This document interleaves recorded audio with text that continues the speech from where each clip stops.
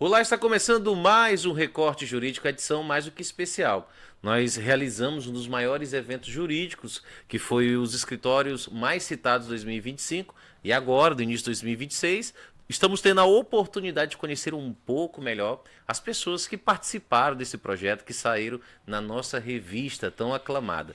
E hoje, para falar sobre muita coisa legal, trazer muitas dicas e ensinamentos para você que quer se destacar no meio jurídico, eu estou aqui com nada mais, nada menos do que o doutor Marcelo Ide, que é uma das maiores referências quando o assunto é direito empresarial, hold patrimonial e familiar, além de outras áreas que você vai ter oportunidade de conhecer um pouco mais aqui nesse episódio. Desde já eu quero agradecer por ter aceitado o nosso convite e dizer que estou muito feliz que o seu nome foi citado no nosso projeto e seja bem-vindo, né, ao fantástico mundo aí do recorte jurídico.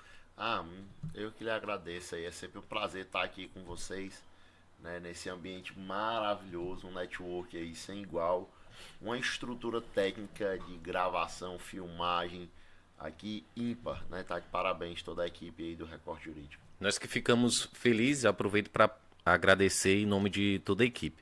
Doutor Marcelo, tudo tem um início, né? Isso é certeza. O que levou, dentre tantas opções, né? Tanto profissionais como até mesmo o curso que você escolheu e a área que você atua, o que direcionou você a escolher esse nicho e como tudo começou? O doutor Marcelo sempre foi advogado, migrou de uma outra profissão, esse sonho é desde criança, tem ali algum dedinho ali familiar que incentivou? Conta pra gente um pouquinho mais sobre sua trajetória.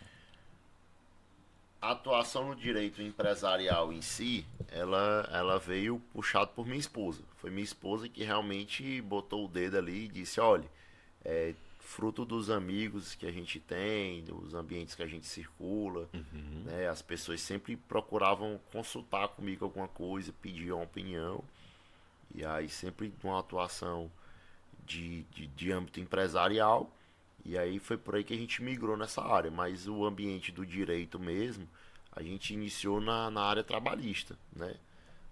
No início foi o trabalhista laboral, né? Era defendendo aí o próprio trabalhador, nos diversos campos de atuação.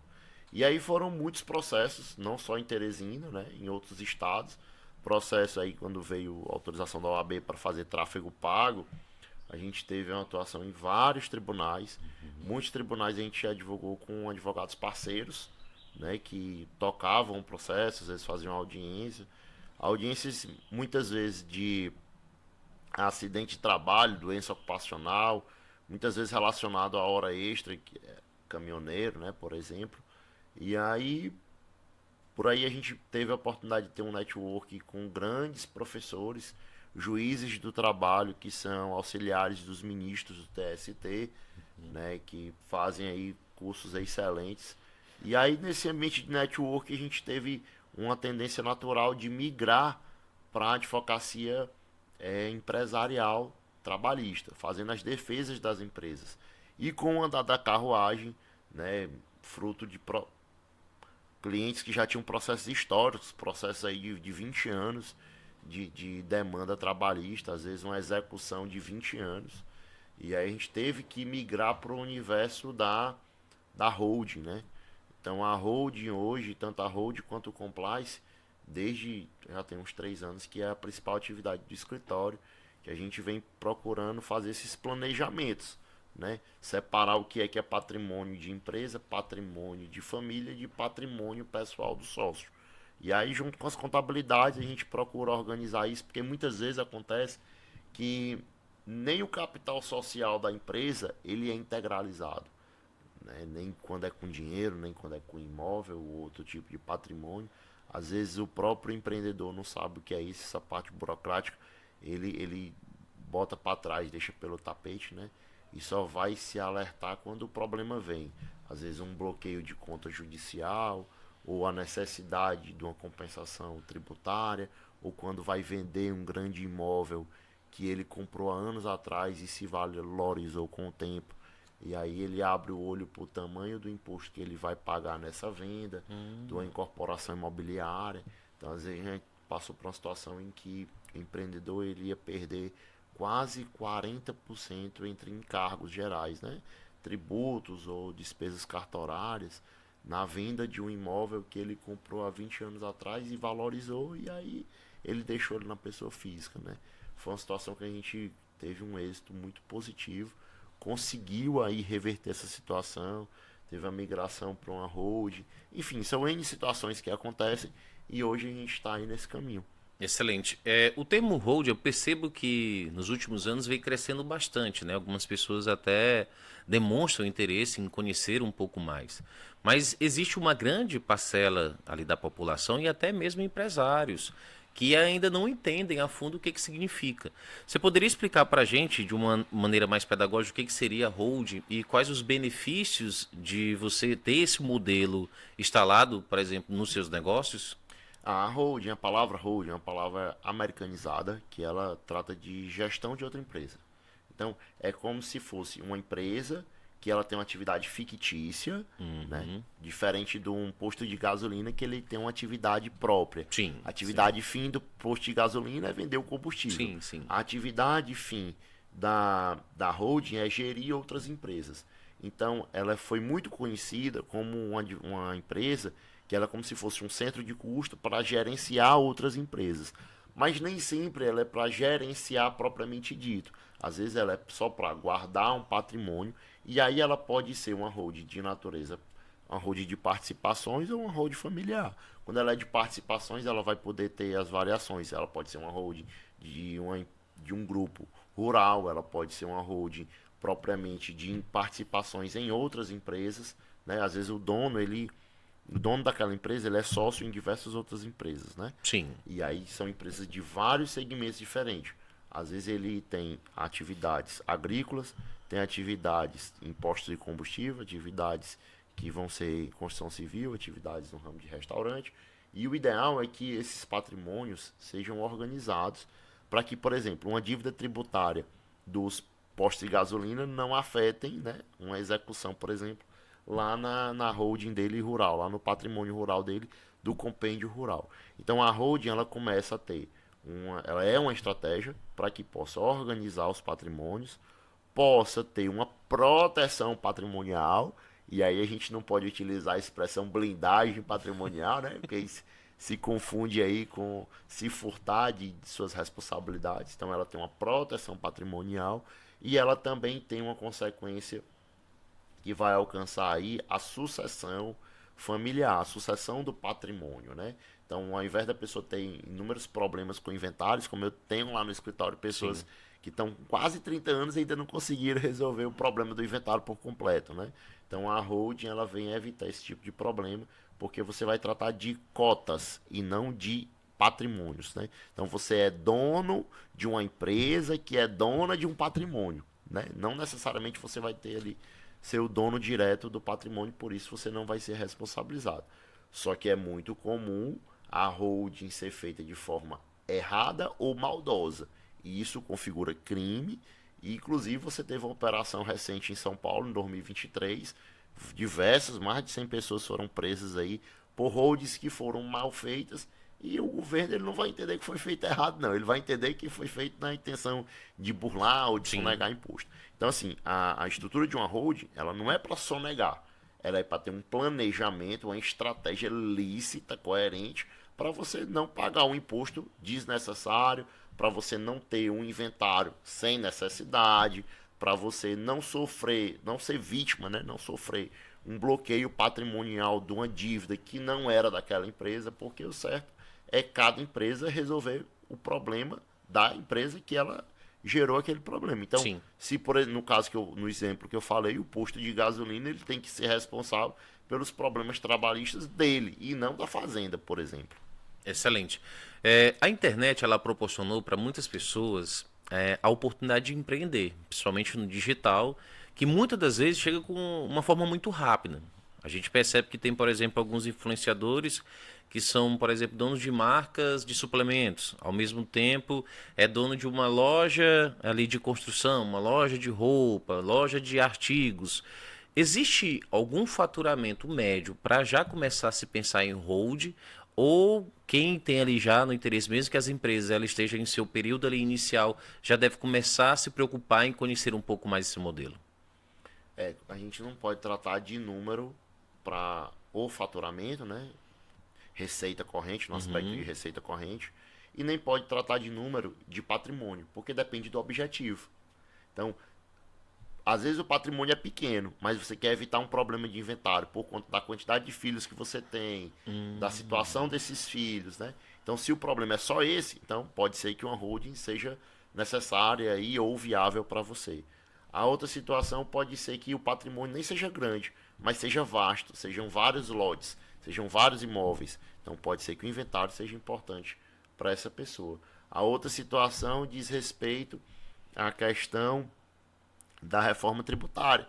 Reforma tributária agora vai ter a repartição de lucro, vai ter a incidência de imposto de renda na repartição de lucro Sim. superior a R$ 50.000, né? Então vai seguir aí o imposto de 10%. A holding ela vai ter o direito de repartir o lucro se ela for dono daquela empresa e não vai ter essa incidência dos 50 do imposto de renda sobre os R$ 50.000, né? Então são N situações que acontecem.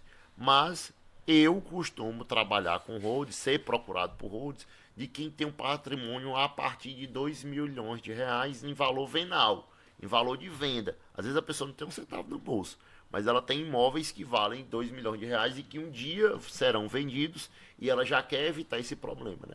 Porque na hora de vender, rapaz, é um desespero, né? Eu quero vender agora, eu quero receber o Pix, quero receber o financiamento, então você já tem que estar com esse patrimônio organizado. Excelente. Nós falamos sobre alguns tipos de holds diferentes, né? Falamos da hold patrimonial, você citou algumas vezes também a hold familiar. É possível o indivíduo ter vários modelos diferentes, é isso? Muitas vezes é necessário, né? Porque às vezes você precisa de uma holding para gerir o patrimônio de outra holding, né? Então, às vezes você tem uma holding que é familiar, que o objetivo dela é ser portadora da propriedade do patrimônio da família, e a outra holding, ela é uma holding patrimonial que ela vai fazer gestão, por exemplo, dos imóveis. Então, às vezes, nesse sentido, pode ter o faturamento vir na holding patrimonial e ela ser uma holding que está recebendo o faturamento de um aluguel, por exemplo, que de um imóvel que não é dela, de um imóvel que pertence a outra holding, que é a holding familiar. Marcelo, mas para que isso? Vai depender do contexto, porque a holding ela vai ter aí um benefício tributário no ITBI. Se ela não for uma holding se ela não for uma holding imobiliária. Quando ela é uma holding imobiliária, ela não tem benefício de ITBI. Quando ela é uma holding familiar, é. Agora você imagine um imóvel que ele vai um ou vários imóveis que vão ter um valor, como a gente tem lá no escritório, um valor venal de 15 milhões. Sim, Então, aí, sim. imagine o ITBI de 15 milhões, né? Então, para evitar esse tipo de despesa, é necessário aí duas holds. E organizadas, com atas, com realmente emissão de recibos fiscais, declarações e tudo, até para poder evitar o pagamento do imposto de renda de pessoa física de aí 27,5%, chegando até 13,6%, dependendo da situação locatícia, né? Excelente, excelente. Agora nós vamos falar sobre um tema que também a gente recebe muitas dúvidas dos nossos ouvintes lá no Instagram do Recorte. É sobre a questão da pejotização. Esse termo, eu queria que você explicasse um pouquinho para a gente o que significa e onde que ele é aplicado. O pejotização é um tema polêmico que eu sou apaixonado demais, né? Acho que é por isso que você está tocando nesse assunto. A pejotização, ela existe desde que se fala em contratar uma pessoa com autonomia, né? As pessoas estão até pensando que o STF vai julgar se a pejotização é válida ou se ela não é, e não é isso que o STF vai julgar, né? O que vai ser discutido lá, o que está sendo discutido, o que vai ser votado no âmbito de pejotização é qual é o limite da pejotização, né? A pejotização ela anula um dos 5 requisitos essenciais da relação de emprego, que é a característica de pessoa física. Então, mesmo que haja uma subordinação, mas se licitamente a pessoa for contratada como pessoa jurídica, né, ela tiver um poder de comércio, nas palavras do ministro Alexandre de Moraes no seu voto, essa pessoa vai sim ter uma contratação válida com o PJ. E o que o Alexandre de Moraes mais bate nessa tecla é no seguinte sentido: a pessoa não pode se beneficiar da própria torpeza ou se beneficiar querendo o melhor dos dois mundos, no aspecto de que trabalhou como pessoa jurídica a vida inteira, teve o poder de comércio de emitir um boleto, de, se houvesse uma inadimplência, protestar esse boleto, teve o poder de se beneficiar tributariamente com a emissão do Simples Nacional, Sim, por sim. exemplo, né? Emissão de nota fiscal no regime tributário do Simples, e aí pagar menos imposto do que pagaria numa pessoa física. E aí depois, quando encerra a relação, buscar a Justiça do Trabalho para o reconhecimento de vínculo de emprego, querendo FGTS, férias, 13º, sobre um período laboral em que ela realmente era uma PJ e se beneficiou como tal. Por exemplo, imagine um médico plantonista que ele, cada plantão é 1.000, 1.500 reais, quando ele termina aí vai querer um reconhecimento de vínculo. Mas ele achou bom quando ele emitiu a nota fiscal e aí não pagou 27,5% de imposto de renda, né? Começou ali pagando Sim. 6%, ao invés de 27,5% de pagar também o INSS. Então ele não pode querer o melhor dos dois mundos. A pejotização, ela é uma tendência de mercado, ela é lícita, ela é válida, ela é ampla, muitas vezes ela é prejudicial, mas infelizmente a gente precisa entender que quando a pessoa ela tem a capacidade de escolher, né, e aí eu não estou falando no aspecto subjetivo filosófico, capacidade civil, que eu estou dizendo, Sim, de sim. assinar um contrato, de aceitar receber uma pecúnia em prol de uma prestação de serviço daquela natureza, o judiciário já disse que é válido. Né? Então, assim, a pejotização, ela inclusive, ela é um diferencial competitivo para as empresas tomadoras de serviço. Muitas construtoras pejotizam, a pejotização é válida e muitas vezes é necessária. A gente costuma dizer o exemplo do pedreiro que é azulejista, que é aquele Uhum. cara que vai implantar cerâmica, né? O famoso azulejo. Sim, sim. Então, às vezes ele tem uma obra de um condomínio gigantesco e ele chega na obra só para colocar o azulejo. Às vezes ele trabalha mais do que 12 horas por dia, né? Mas ele é que faz o controle do horário dele. Ele recebe pela produtividade dele, ele emite aquela nota fiscal, às vezes é um MEI, geralmente é um MEI, microempreendedor individual, Sim. gera um boleto, tem um contrato e tem até a possibilidade de protestar o boleto, né? Então assim, é fraude. Não, não é fraude, porque você está olhando às vezes só a questão do Simples Nacional MEI. Você não está olhando a questão do poder comercial dele, que foi até tratado nas palavras do ministro, de protestar um boleto, por exemplo. Né? Então a pejotização veio para ficar. O ideal é que os empreendedores vejam se adequa ao perfil de negócio deles, porque os concorrentes desses empreendedores estão pejotizando.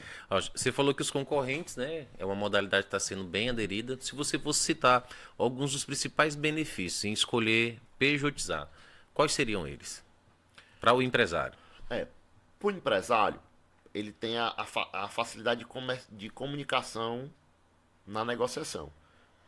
É uma comunicação direta, né? O pedreiro, por exemplo, ele tem muita aquela dificuldade, eu vou ser diarista, eu vou receber R$ 150 por dia, né? Só que se tu deixa o pedreiro lá fazendo uma obra de uma casa num condomínio de luxo durante 6 meses, quando ele termina, ele quer entrar com ação querendo reconhecimento de vínculo. Ele Sim, entrou conversando muitas vezes, sabendo que ele era, entre aspas, o diarista, que na verdade não existe o diarista de pessoa jurídica, essa expressão diarista é só, juridicamente falando, é só lá no âmbito da lei de empregado doméstico. Mas é aquela comunicação habitual. O que é diferente de tu negociar com o pedreiro dizendo, olha, vou te pagar por prestação de serviços, se tu já é MEI, né? E aí esse serviço tu faz, tu vai receber tanto a nota fiscal, boleto e tal, etc. Facilita as negociações. Isso eu estou falando não só na construção civil, não. Isso é muito comum no âmbito do digital, no âmbito de quem é design, de quem é prestação de serviço de design, prestação de serviço de rede social, prestação. Eu sou PJizado. Eu trabalho hoje para diversas empresas e em todas as empresas o meu escritório emite a nota fiscal, eu PJ, né? Então assim é a prestação de serviço. Tem empresas que eu presto serviço todo dia, no aspecto de compliance. Então, se tu olhar meu WhatsApp, eu num grupo de WhatsApp, eu tenho um dia inteiro conversa com ele. E horário de... e horário, entre aspas, comercial, até de almoço e tudo. E nem por isso eu tenho direito de entrar com reconhecimento de vínculo. Por quê?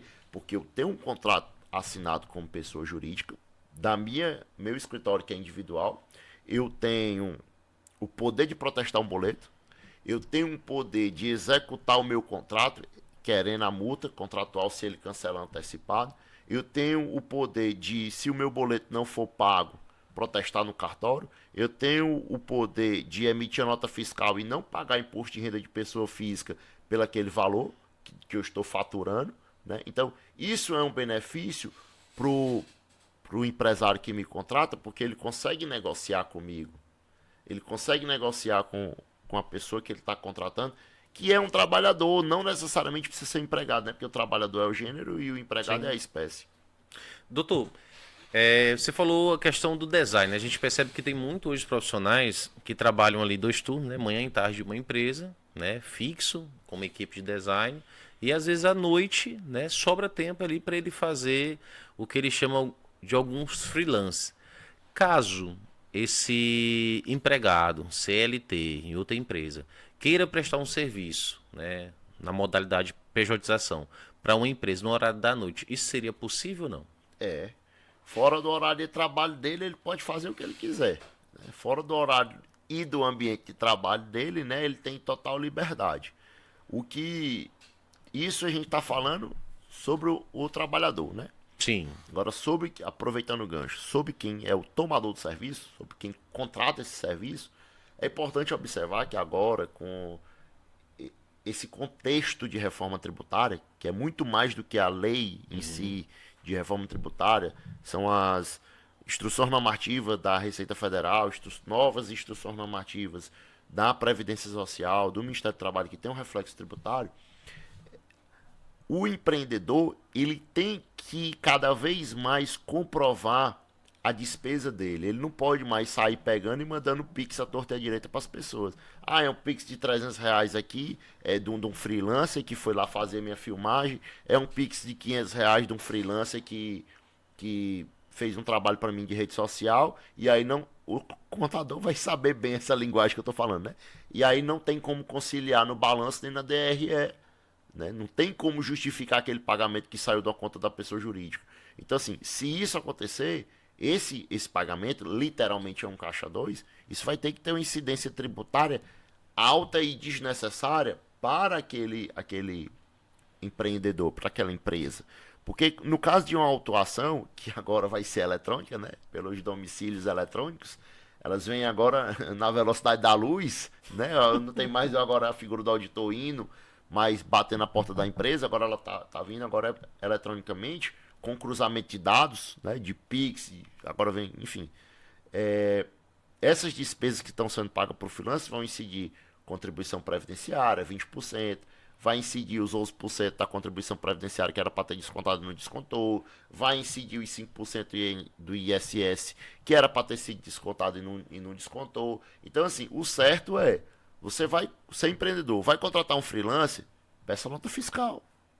Peça nota fiscal. Né? Ah, e ele não tem. Aí ele tem que se organizar. Você infelizmente vai ter que procurar outros prestadores de serviço, outros colaboradores, né? Outros stakeholders da forma geral. Seja colaborador que não quer se adaptar, seja o prestador de serviço que não quer se adaptar. E aí vai muito da organização da empresa. A empresa ela precisa estar alinhada com regimento interno, com o plano de ética dela, né? Com as normas internas, não só para o empregado, mas para os parceiros. Porque a pessoa vai ser fornecedor de alguém, ela tem que saber quais são as exigências daquela pessoa que ela está fornecendo o serviço ou o material. Excelente. Uma entrevista maravilhosa com o doutor Marcelo Witt. Nós chegamos ao finalzinho, mas eu não poderia deixar de fazer a seguinte pergunta. A gente tem muitos seguidores, né? Jovens advogados, estudantes e até advogados, né? Renomados, que ninguém sabe tanto ou muito que não possa aprender um pouco mais com outros profissionais. Você saiu na premiação, na revista, inclusive uma foto muito bonita, um artigo maravilhoso. Aproveito para lhe parabenizar. E eu queria que você deixasse, olhando para essa câmera, um conselho para quem deseja, né, obter sucesso profissional. A gente sabe que a advocacia ela é empreender também, então exige várias técnicas, além das técnicas jurídicas, para você se destacar. E a gente queria que você deixasse essa mensagem, esse conselho para quem deseja, né, trilhar esse caminho que não é tão fácil. O caminho que eu segui na advocacia, no empreendedorismo jurídico, foi o caminho do estudo. E eu não vejo outro caminho na advocacia que seja diferente do estudo, né? O conselho que eu dou para quem é estudante, jovem advogado e até no terceiro ano da advocacia é estude, se especialize, aprenda agora a inteligência artificial, que não é só perguntar lá no chat GPT, né? Tem diversas inteligências artificiais. Eu mesmo já fiz mais de 10 cursos de inteligência artificial e todo dia eu É uma coisa, aprendo uma coisa é uma, nova na inteligência é uma nova artificial. ferramenta nova. Uma ferramenta nova e tenha muito cuidado com a inteligência artificial. A inteligência artificial, ao tempo que ela ajuda, ela pode ser muito traiçoeira, né? A gente costuma dizer que às vezes ela é burra quando não tem o prompt certo. A gente viu já casos de condenações de advogados que utilizaram Sim. à toa, na tora, e aí a inteligência artificial acabou por inventar a legislação, inventar a jurisprudência. Então, tome muito cuidado com isso, né? Não confie 100% na inteligência artificial e procure o caminho do estudo. O caminho do estudo é o melhor sentido aí para o desenvolvimento profissional do jovem advogado. Excelente. Muito obrigado, doutor Marcelo Ide. Esse foi mais um episódio do Recorte Jurídico. Olha, você que está do outro lado da telinha, que quer acompanhar e ficar por dentro de tudo que acontece aqui, já sabe. Basta seguir as nossas redes sociais, corre e vai seguir a gente lá no Instagram, Recorte Jurídico, e também no nosso canal oficial do YouTube. Lá tem uma lista com vários episódios maravilhosos para você maratonar à vontade. E lembrando que toda semana tem episódio novo e eu estou aqui aguardando por vocês.